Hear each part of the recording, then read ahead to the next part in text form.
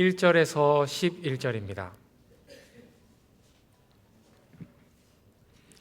고린도전서 12장 1절에서 11절입니다. 우리 교독하고 11절은 함께 읽도록 하겠습니다.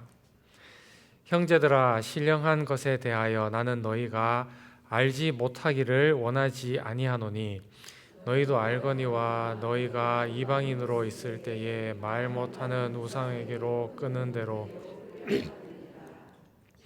그러므로 내가 너희에게 알리노니 하나님의 영으로 말하는 자는 누구든지 예수를 저주할 자라 하지 아니하고 또 성령으로 아니하고는 누구든지 예수를 주시라 할 수 없느니라. 은사는 여러 가지나 성령은 같고 직분은 여러 가지나 주는 같으며 또 사역은 여러 가지나 모든 것을 모든 사람 가운데서 이루시는 하나님은 같으니 각 사람에게 성령을 나타내심은 유익하게 하려 하심이라.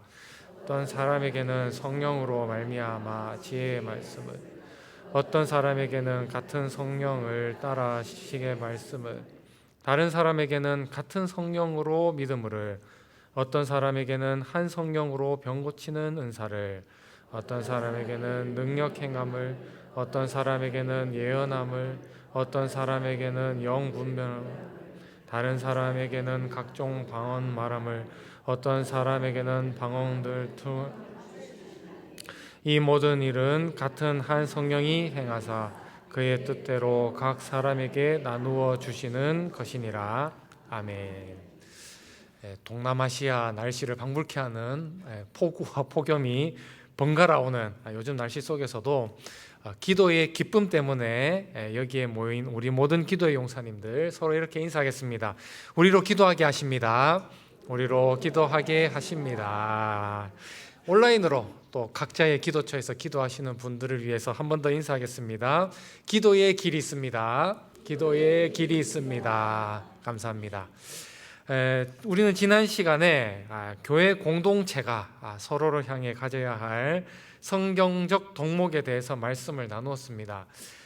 고린도 교회는 다양한 사회적 위치에 있는 사람들이 또 다양한 성격을 가졌음에도 예수를 주로 고백한다는 이유 하나만으로 영적인 가족으로 묶인 사람들이었습니다.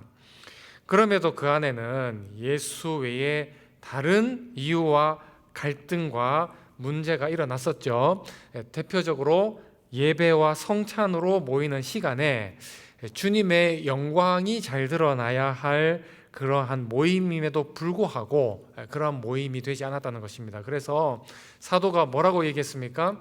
너희의 모임이 해롭다, 이렇게 이야기합니다. 가장 복이 넘쳐야 할 믿음의 동역자들의 모임이 성찬과 예배였는데 그 모임이 해롭다, 이렇게 평가를 했었죠. 왜 그렇습니까? 교회로 모이는 그 모임의 외형은 갖고 있었으나 거기에 있어야 할 진정한 사랑과 사귐이 없었기 때문입니다. 가난한 자와 연약한 자를 배려하지 않고 자기 먹을 음식을 먼저 먹고 마시며 취하는 것은 우리를 위해 십자가에서 죄인들을 기다려주신 그 주님의 정신을 완전히 훼손하는 일이었기 때문이었죠. 죄인을 기다려주신 그 주님의 사랑으로 서로를 향해 참고 인내하고 기다리는 것, 그것이 우리 시대의 교회를 향한 주님의 요청이라는 것입니다. 그러면서 이제 오늘 본문에서 우리가 교회 안에서 참 자주 언급되고 자주 사용하는 주제 중에 하나인 이 은사에 대한 교훈이 등장을 하죠. 고린도 교회는 참 특별한 교회였습니다. 이렇게 초신자가 참 많은 교회였음에도 불구하고 은사도 많았고 능력도 많았고 열정도 넘쳤던 교회가 고린도 교회였죠. 은사가 많으니까 얼마나 좋았겠어요? 참 행복하고 찬송과 기쁨이 넘쳤을 것 같습니다. 교회를 구성하는 구성원들이 무능력자가 아니고 상당한 능력을, 은사를 가졌던 사람들의 모임이었으니까 교회 안에 찬송과 감사가 넘쳤을 것 같지 않습니까? 그런데 아이러니하게도 오늘 본문은 우리에게 무엇을 말하고 있습니까? 가장 많은 은사를 가진 교회가 가장 많은 갈등을 갖고 있었다. 이렇게 이야기를 하고 있죠. 왜 그렇습니까? 은사가 없어서가 아니라 은사를 보는 시선이 잘못되었기 때문에, 누군가는 자신의 은사를 자랑했고 누군가는 다른 사람의 은사를 이렇게 부러워하고, 또 누군가는 자신의 은사가 작다고 막 낙심하고 절망하는 그러한 일들이 있었던 것으로 보입니다. 그래서 감사와 찬양이 넘쳐나야 할 교회가 분열되고 깨어졌기에 오늘 사도는 본문의 말씀을 편지로 보내고 있는 것이죠. 그래서 이 문제를 아주 근본적으로 사도 바울은 해결하려고 하고 있습니다. 혹시 용사님들 주변에도 은사에 대한 이해가 우리 고린도 교회 성도님들과 비슷한 분이 계시다면 오늘 말씀을 잘 들으시고 권면을 잘 해주시기를 부탁을 드립니다. 그래서 본문 한번 들어가 보겠습니다. 1절에서 3절 이렇게 되어 있죠. 형제들아, 신령한 것에 대하여 나는 너희가 알지 못하기를 원하지 아니하노니 너희도 알거니와 너희가 이방인으로 있을 때에 말 못하는 우상에게로 끄는 그대로 끌려갔느니라. 그러므로 내가 너희에게 알리노니 하나님의 영으로 말하는 자는 누구든지 예수를 저주할 자라 하지 아니하고 또 성령으로 아니하고는 누구든지 예수를 주시라 할 수 없느니라. 자, 제가 차근차근하게 읽었습니다. 일부러. 자, 여기서 우리가 알 수 있는 두 가지가 있죠. 첫 번째, 성령의 능력이 나오죠. 성령의 능력이 무엇입니까? 우리를 예수의 사람으로 변화시킨다는 것입니다. 그렇죠?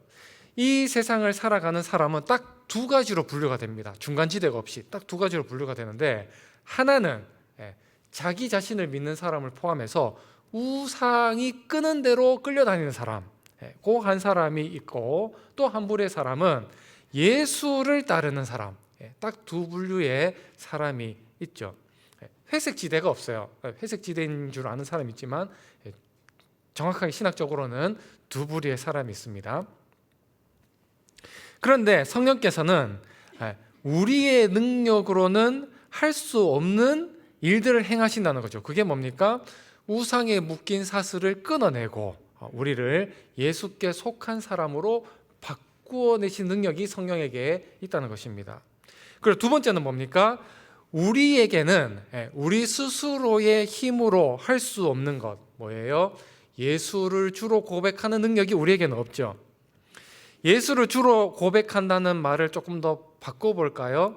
우리는 우리 스스로 예수께 주권을 내어드릴 수도 없고 예수를 사랑한다고 고백할 수도 없는데 성령께서 역사하셨기 때문에 우리가 이러한 일들을 할 수 있다는 것입니다.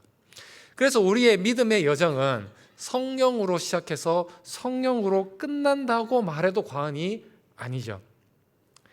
예수를 사랑할 수 없는 우리로 하여금 예수를 사랑한다고 말하게 만들고, 내가 내 인생의 주인이었던 우리의 삶의 주권을 예수께 맡겨드리는 일. 그래서 이 세상에서 가장 놀라운 기적이 뭡니까? 예수를 주로 고백하게 만드는 성령님의 사역이라는 것입니다. 자연 상태에 있는 사람은 절대로 이러한 일을 자기 스스로는 할 수 없다는 것입니다. 주 안에 사랑하는 기도 용사님들, 성령의 역사를 이야기할 때 우리는 자주 너무 초자연적인 체험이나 또 기적과 같은 것을 생각하는 경향성이 있는데 그런 거에 너무 함몰되지 않았으면 좋겠어요. 신기한 체험보다 성령의 핵심되는 사역이 무엇입니까? 우리로 하여금 예수를 주로 고백하고 예수를 사랑하게 만드는 것이라는 것입니다. 그래서 진짜 성령 충만은 손에서 막 바람이 나가서 장풍이 나가는 그게 성령 충만인 것이 아니라, 나를 드러내는 것이 아니라 예수를 드러나게 만드는 인생을 사는 것이 성령 충만한 사람의 외적인 모습이라는 것이죠. 안타깝게도 고린도 교회는 그렇지 않았던 것 같습니다. 그들의 눈에 보이는 것은, 중요하다고 생각하는 것은 눈에 보이는 신비한 체험이었습니다. 그리고 그것을 자신의 능력으로 여기고 자랑하면서 교회 안에서도 이 은사를 자신의 우열을 가리는 수단으로 사용을 했다는 것이죠. 그러나 사랑하는 기도 용사님들, 바울의 기준은 명확합니다. 뭡니까? 성령으로 아니하고는 누구든지 예수를 주시라 할 수 없다. 이게 너무 중요한 거죠. 성령의 가장 큰 목적은 예수를 주로 고백하지 않는 사람들처럼, 세상 사람들처럼 자기의 성을 쌓고 자기의 이름을 알리고 자기를 높이고 자기를 위해 사는 그런 사람들이 아니라 예수를 향한 사랑 때문에 자신을 삭제하고 그 삭제된 공간에 예수로 가득 채우게 만드는 그러한 일들, 그것이 성령께서 우리에게 행하시는 가장 위대한 사역이라는 것입니다. 사랑하는 기도 용사님들, 우리가 여기에 모인 이유가 무엇입니까? 나의 것으로 가득 채우기 위해서, 욕망의 부르짖음을 하기 위해서 우리가 여기에 모였습니까? 그게 아니죠.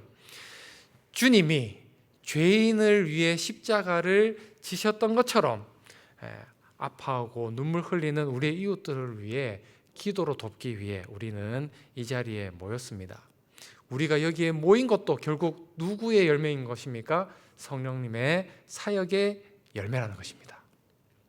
사람을 변화시키는 그 성령의 역사를 찬양하며 오늘도 나라와 민족을 위해 기도할 수 있는 우리 모든 기도의 용사님 되실 수 있기를 주님의 이름으로 축원합니다. 흥미롭게도 바울은 바로 은사에 대해서 이야기를 하지 않고 성령을 먼저 이야기하는 데는 놀라운 이유가 있습니다. 오늘 본문 4절, 5절, 6절입니다. 은사는 여러 가지나 성령은 같고 직분은 여러 가지나 주는 같으며 또 사역은 여러 가지나 모든 것을 모든 사람 가운데서 이루시는 하나님은 같으니. 그죠? 이렇게 이야기를 하고 있죠. 수많은 은사들이 있는데 사도는 그 은사의 근원에 대해서 지금 이야기하고 있죠. 성령은 같고 주는 같으며 하나님은 같다. 이렇게 이야기를 합니다. 성령, 주, 하나님, 누구를 이야기하고 있는 거예요?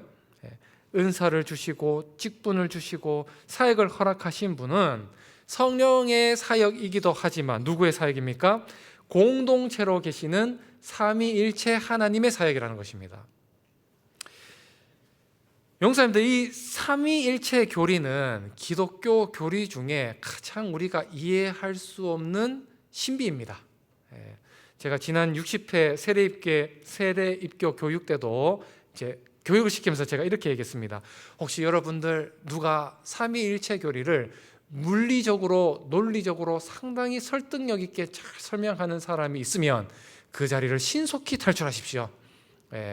삼위일체 교리는 이해할 수 없는 교리입니다. 그냥 그런가 보다 하고 받아들이는 교리가 삼위일체 교리입니다. 제가 이렇게 이야기를 했었습니다. 무슨 뜻이겠습니까? 세 분이 계신데 한 분이다. 이 말은 물리적인 한계 속에서 살아가는 저와 우리 용사님들은 절대로 이해할 수 없는 진리이죠. 그냥 이건 우리가 받아들여야 하는 진리입니다. 논리적으로, 물리적으로 이해가 되느냐 안 되느냐보다 더 중요한 삼위일체 교리의 정신이 무엇입니까? 한 분이신 하나님이 어떻게 계시다는 거예요? 공동체적 사랑 가운데 계시다고 하는 진리, 이게 더 강조점이 있는 교리라고 할 수 있는 것입니다. 그러면 그 공동체로 계신 하나님을 우리는 어디서 배우고 어디서 느낍니까? 아주 똑같다고 말할 수는 없지만 가장 유사하고 비근한 예가 있습니다. 가정이죠, 가정. 살아온 환경이 다르고 생각과 사상이 다른 두 사람이 만나서 화학적 융합이 일어나며 가정을 이루죠. 그 속에서 찢고 볶으면서 어떻게 해서든 주님이 한 몸 되라고 하셨으니까 나를 쳐서 복종시키면서 한 몸을 이루기 위해 애를 쓰는데 그 과정 속에서 우리는 무엇을 배우는 거예요? 삼위일체 하나님의 사랑을 우리는 간접적으로 배우게 되는 것입니다. 또 한 가지 예가 있습니다. 교회죠, 교회. 그렇죠? 예수를 주로 고백하지 않았더라면 만날 일이 없었던 사람이 예수 때문에 공동체를 이루게 됩니다. 다양한 사람들이 예수 하나 때문에 모였으니 그 공동체 정말 서로 사랑하고 섬기며 아름다운 공동체를 이뤘겠죠? 진짜 그래요? 안 그렇죠. 천만의 말씀이란 거예요. 예수를 주로 고백했지만 여전히 마음과 생각과 가치관이 다 다르죠. 그래서 우리는 교회 안에서 예수 때문에 무엇을 하는 거예요? 나를 죽일 때도 있고 상대방을 살릴 때도 있는 그러한 성화의 작업을 계속하게 되는 거예요. 그래서 그 과정을 통해서 우리는 뭘 배웁니까? 삼위일체 하나님을 교회 공동체 안에서 미약하게나마 배우게 된다는 것입니다.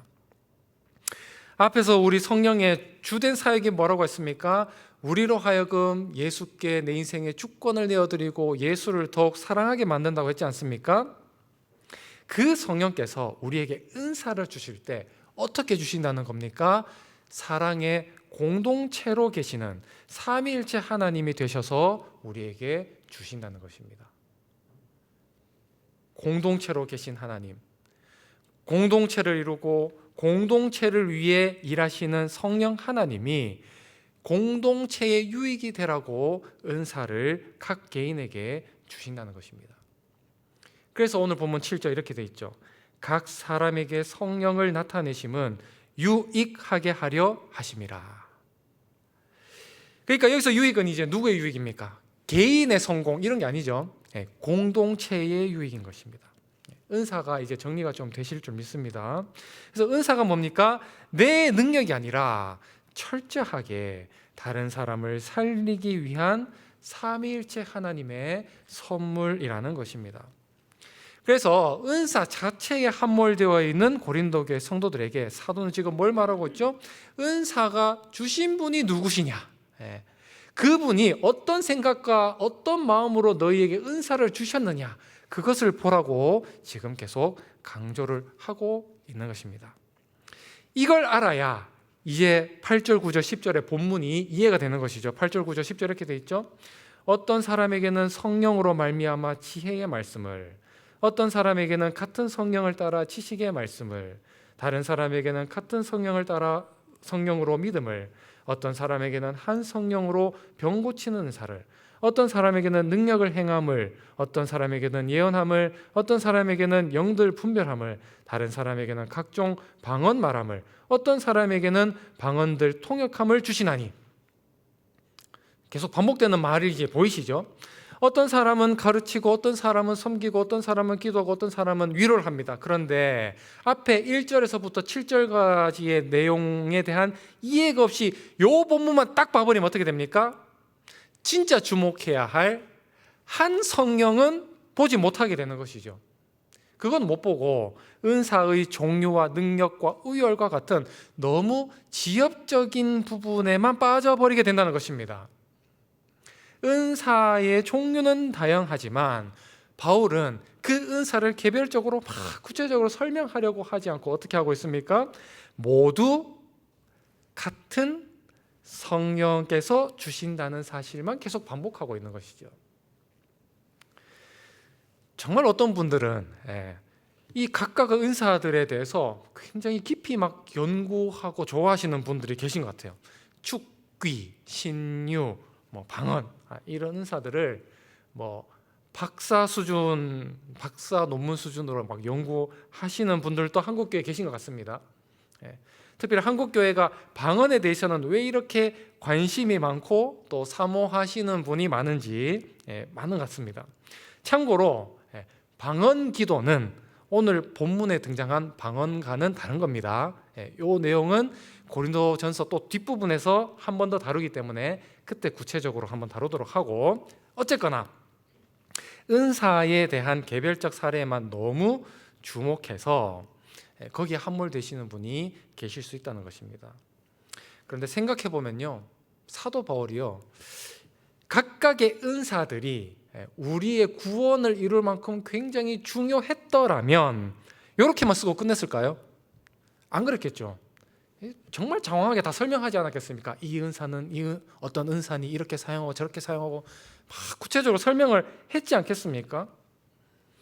그런데 오늘 본문에서 사도는 어떻게 하고 있습니까? 은사의 주인보다 은사 자체가 주목받는 것에 대해서 분명하게 반대하고 있죠. 은사의 목적보다 은사의 개별 능력이 더 주목되는 것에 대해서 철저하게 반대하고 있다니까요. 그래서 11절에 뭐라고 마무리합니까?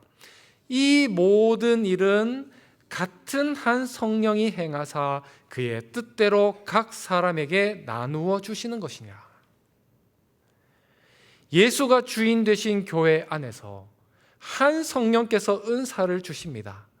그때 그 은사의 다양함과 다채로움과 유익함과 개성이 있는 이유는 각기 다른 사람이 각기 다른 은사 때문에 비교하고 우열을 가리고 나와 너를 구분 짓기 위한 수단으로 그렇게 주신 것이 아니라 삼위일체 하나님을 배우고 경험하고 느낄 수 있도록 예수의 공동체인 교회를 사랑하고 교회를 하나 되게 할 수 있도록 그 귀한 은사를 이런 방식으로 주셨다라고 지금 사도는 이야기하고 있는 것이죠. 사랑하는 용사님들, 교회는요 모두가 똑같아서 아름다운 것이 아니라 모두가 다 다르기 때문에 아름다운 공동체인 줄 믿습니다. 또한 은사는 내가 선택하는 것이 아니라 누가 맡기시는 거예요? 성령께서 맡기시는 사명입니다. 한 성령이 행하사 그의 뜻대로 각 사람에게 나누어 주시는 것이니라. 제일 중요한 키포인트가 뭡니까? 그의 뜻대로예요. 그의 뜻대로. 은사는 내가 원하는 것을 받는 것이 아니라 하나님께서 그 교회에게 가장 필요한 것을 맡기시는 것입니다. 그러므로 은사는 자랑할 이유가 있어요, 없어요? 하나도 없는 거예요. 없다고 낙심할 필요가 있어요? 없어도 전혀 문제가 없는 거예요. 모든 것은 성령 하나님의 주권 아래에 있는 것이기 때문입니다. 중요한 것이 있습니다. 하나님께서 맡기신 자리에 우리가 이 은사가 있냐 없냐 좋냐 나쁘냐를 따지는 것이 아니라 하나님이 맡기신 자리에 뭐 하는 거예요? 충성하는 것이 제일 중요하죠. 오늘 바울은 은사의 종류보다 은사의 주인이신 주님을 먼저 보아라 이야기하고 있습니다. 성령께서는 예수님을 드러내고 또 다양한 은사로 공동체를 세우시며 하나님의 뜻대로 모든 것을 이루어 가시는 인격적인 분이십니다. 그래서 그 교회 안에서 삼위일체 공동체로 계신 하나님을 배우고 경험하고 그 공동체를 사랑할 수 있도록 우리를 이끌어 가십니다. 말씀을 마무리합니다. 사랑하는 기도 용사님들, 고린도 교회의 문제는 은사가 없어서가 아니었습니다. 은사를 주신 성령보다 은사 자체를 더 사랑하고 주목했기 때문에 고린도 교회 안에는 여러 가지 문제가 있었습니다. 오늘 우리도 마찬가지입니다. 성령께서는 우리를 서로 비교하게 하지 않으십니다. 오히려 예수를 더욱 사랑하게 하시고 교회를 더욱 사랑하게 하시고 각자 맡겨진 자리에 서로를 세우게 하십니다. 그러므로 우리에게 중요한 것은 큰 은사를 달라고 간구하는 것이 아니라 성령께서 우리에게 맡겨주신 은사를 잘 사용하여서 충성되게 우리 교회 공동체를 아름답고 복되게 만들어가는 일인 줄 믿습니다. 기도하는 사람, 섬기는 사람, 위로하는 사람, 가르치는 사람 모두가 같은 성령께서 세우신 사람입니다. 특별히 중보기도 어떻습니까? 중보기도는 잘 드러나지 않습니다. 그죠? 화려하지도 않고 기도할 때 뭔가 기적이 일어나거나 막 능력 행함이 도드라지는 그런 섬김의 자리는 아니지만 그러나 하나님께서는 이러한 보이지 않는 곳에서 기도하는 저와 우리 용사님들을 사용하셔서 교회를 세우시고 가정을 세우시고 나라와 민족을 세우십니다. 눈물로 애통하는 자들의 눈물을 우리의 기도를 통하여서 닦으시는 분이십니다. 오늘 또 한 성령께서 우리 가운데 일하심을 믿으며 맡겨진 자리에서 기쁨으로 또 특별히 기도로 충성하실 수 있는 저와 우리 모든 기도의 용사님들 되실 수 있기를 주님의 이름으로 축원합니다. 우리 함께 찬양하실 때 성령이 오셨네 찬양하도록 하겠습니다.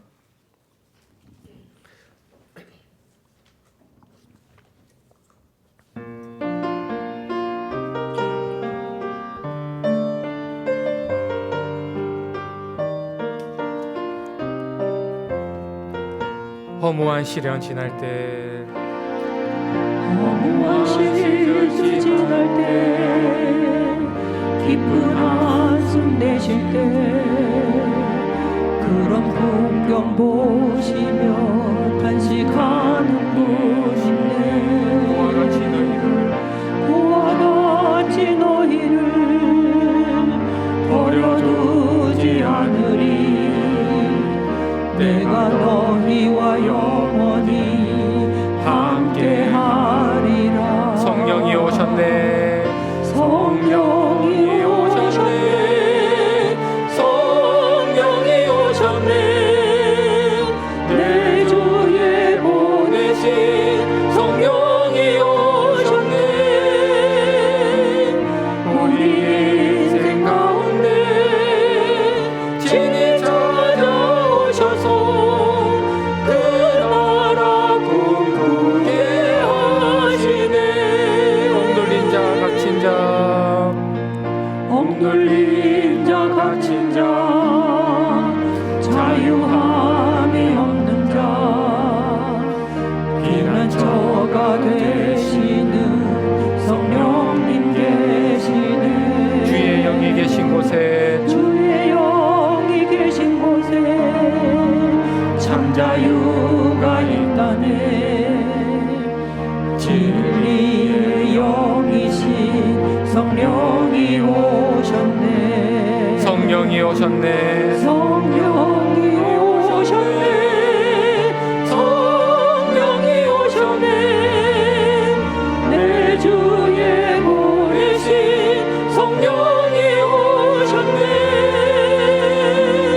우리 인생 가운데 친히 찾아오셔서 그 나라 꿈꾸게 성령이 오셨네. 성령이 오셨네. 성령이 오셨네. 내 주에 보내신 성령이 오셨네. 우리 인생 가운데 친히 찾아오셔서 그 나라 꿈꾸게 하시네. 함께 말씀을 생각하면서 기도하며 나가실 때에 우리 구원 공동체 안에서는 예수 외에는 그 무엇도 중요하지 않은 줄 믿습니다. 우리 교회 안에서는 비교할 것도 없고 자랑할 것도 없고 주님만 자랑하면 될 줄 믿습니다. 하나님께서 맡기신 자리에 우리가 그러한 마음을 가지고 충성되게 섬길 수 있는 기도의 용사 되게 해달라고 기도하십시다. 다양한 은사, 다양한 직분 이런 것들이 있지만 그 모든 것은 서로를 세우는 도구로인 줄 믿으며 연합과 사랑으로 하나님 나라를 이룰 수 있도록 주님 우리를 붙잡아 주시옵소서. 우리의 계획보다 성령의 인도하심을 믿으며 모든 사역이 성령의 능력 안에서 이루어지게 하여 주시옵소서. 우리 안에 존재하시는 인격체이신 그 성령님만을 오롯이 드러내게 하여 주시옵소서. 우리 말씀을 생각하며 기도 제목 보시면서 통성으로 기도하며 나가도록 하겠습니다.